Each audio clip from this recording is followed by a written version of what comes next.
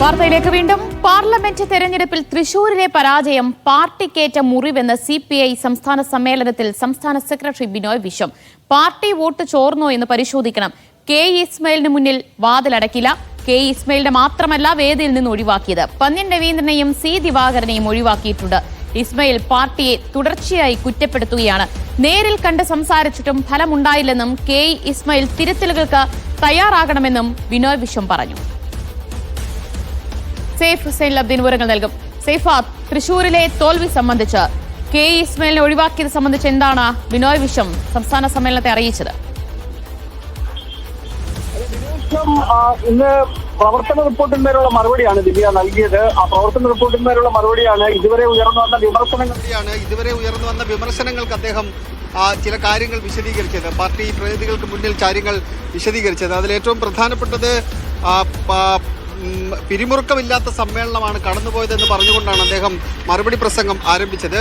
സമവായം മോശം കാര്യമല്ല എന്ന് പറയുക വഴി ചില സമവായത്തിന് വേണ്ടിയുള്ള ചില ഇടപെടലുകൾ നടത്തിയിട്ടുണ്ട് എന്നുള്ളത് കഴിഞ്ഞ ദിവസങ്ങളിൽ പുറത്തു വന്നിട്ടുള്ളതാണ്.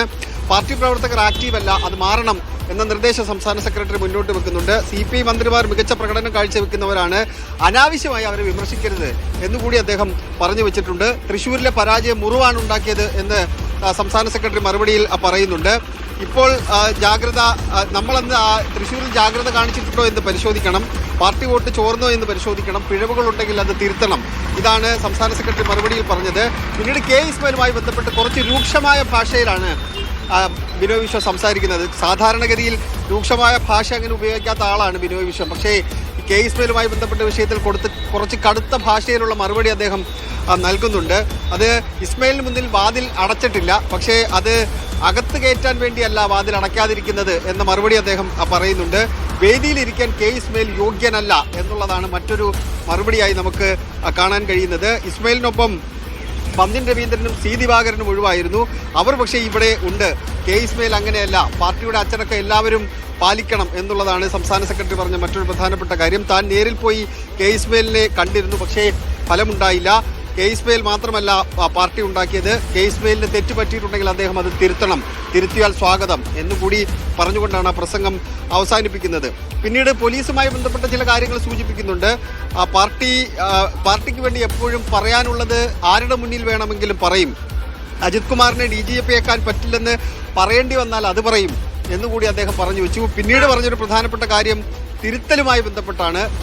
തെറ്റുണ്ടെങ്കിൽ തിരുത്താൻ തയ്യാറാണ് ഞങ്ങൾ എന്ന വാചകം കൂടി അദ്ദേഹം ഈ മറുപടി പ്രസംഗത്തിൽ ഉപയോഗിച്ചിട്ടുണ്ട്. ഇപ്പോൾ പുതിയ കൗൺസിലിൽ നിന്ന് പുതിയ സെക്രട്ടറിയെ തിരഞ്ഞെടുക്കാനുള്ള നടപടിക്രമങ്ങളിലേക്ക് കടക്കുന്നുണ്ട്. പുതിയ സെക്രട്ടറിയായി ബിനോയ് വിശ്വം തന്നെ തുടരാനാണ് ദിവ്യ സാധ്യത. സംസ്ഥാന കൗൺസിലിൽ നിന്ന് പലരെയും ഒഴിവാക്കിയതിലും പുതുതായി എടുത്തതിലുമൊക്കെ പ്രതിനിധികൾക്കിടയിൽ ഒരു അതൃപ്തിയുണ്ടോ? അത് ഞാൻ പറയാൻ വിട്ടുപോയതാണ്. ദിവ്യ ചോദിച്ചത് നന്നായി. ഞാനത് സംസാരിക്കുമ്പോൾ അത് റിപ്പോർട്ട് ചെയ്യുന്നതിനിടയിൽ വിട്ടുപോയതാണ്. സംസ്ഥാന കൗൺസിൽ തെരഞ്ഞെടുപ്പുമായി ബന്ധപ്പെട്ട് ചില അതൃപ്തികൾ ഉയർന്നു വരുന്നുണ്ട് ദിവ്യ. കാരണം അതിനകത്ത് ഏറ്റവും പ്രധാനപ്പെട്ടത് തിരുവനന്തപുരത്ത് നിന്ന് ഉള്ള ചില അംഗങ്ങളെ ഉൾപ്പെടുത്തിയിട്ടില്ല എന്നുള്ളതാണ് ഒരു പ്രധാനപ്പെട്ട വിഷയം. തിരുവനന്തപുരത്ത് ATUവിൻ്റെ ജില്ലാ സെക്രട്ടറിയെയും ജില്ലാ പ്രസിഡന്റിനെയും സംസ്ഥാന കൗൺസിലിൽ നിന്ന് ഒഴിവാക്കി. വെട്ടുകാട് സോളമനെ അതുപോലെ തന്നെ വീനാങ്കൽ കുമാറിനെയും ഒഴിവാക്കി. ഈ കൗൺസിൽ തെരഞ്ഞെടുപ്പിൻ്റെ ആ സമയത്ത് തന്നെ അവർ അതിനകത്ത് എതിർപ്പ് രേഖപ്പെടുത്തിയിട്ടുണ്ടെന്നാണ് നമുക്ക് അറിയാൻ കഴിയുന്ന ഒരു കാര്യം. അതുപോലെ തന്നെ KK ശിവരാമനെ, ഇടുക്കിയിൽ നിന്ന് KK ശിവരാമനെ ഒഴിവാക്കിയിട്ടുണ്ട്. അദ്ദേഹത്തിൻ്റെ പ്രായം 73 വയസ്സാണ്, 75 വയസ്സാണ് പ്രായപരിധി. അദ്ദേഹവുമായി ബന്ധപ്പെട്ട് ചില വിവാദങ്ങളൊക്കെ ഉണ്ടായിരുന്നു, പക്ഷേ അദ്ദേഹത്തെ ഒഴിവാക്കിയിട്ടുണ്ട്. GS ജയലാലിനെ സംസ്ഥാന കൗൺസിൽ ഇത്തവണ ഉൾപ്പെടുത്തിയിട്ടില്ല എന്നുള്ളതാണ് മറ്റൊരു പ്രധാനപ്പെട്ട കാര്യം. അത് നേരത്തെ കൊല്ലത്തൊരു ചാത്തന്നൂരിലൊരു ആയുർവേദ ആശുപത്രി വാങ്ങുന്നതുമായി ബന്ധപ്പെട്ട തർക്കത്തെ തുടർന്നാണ് അദ്ദേഹത്തെ സംസ്ഥാന കൗൺസിലിൽ നിന്ന് ഒഴിവാക്കിയത്. ഇപ്പോൾ അദ്ദേഹത്തിനെ വീണ്ടും നിർത്തിയേക്കുവാണ്. അദ്ദേഹത്തിനെ വീണ്ടും ഉൾപ്പെടുത്തിയില്ല എന്നുള്ളതാണ് മറ്റൊരു പ്രധാനപ്പെട്ട കാര്യം. പിന്നീടുള്ളത് ഇപ്പോൾ പ്രായപരിധിയുടെ പേരിൽ പുറത്താവുന്ന ചില പ്രധാനപ്പെട്ട നേതാക്കന്മാരുണ്ട്. മുൻ റവന്യൂ മന്ത്രി E. ചന്ദ്രശേഖരൻ, അതുപോലെ തന്നെ KR Chandramohan, CN Jayadevan, V. Chamunni, അവരെ സംസ്ഥാന കൗൺസിലിൽ നിന്ന് ഒഴിവാക്കിയിട്ടുണ്ട്. CPIയുടെ അസിസ്റ്റന്റ് സെക്രട്ടറി ആയിരുന്നു E. ചന്ദ്രശേഖരൻ. അദ്ദേഹം പ്രായപരിധിയുടെ പേരിലാണ് അദ്ദേഹത്തെ ഒഴിവാക്കിയിരിക്കുന്നത്.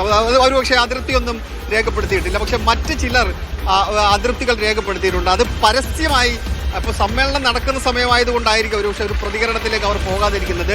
വരും സമയങ്ങളിലോ വരും ദിവസങ്ങളിലോ അവരുടെ അതൃപ്തി അത് പരസ്യമായി രംഗത്ത് വരാനുള്ള സാധ്യതയുണ്ട് ദിവ്യ.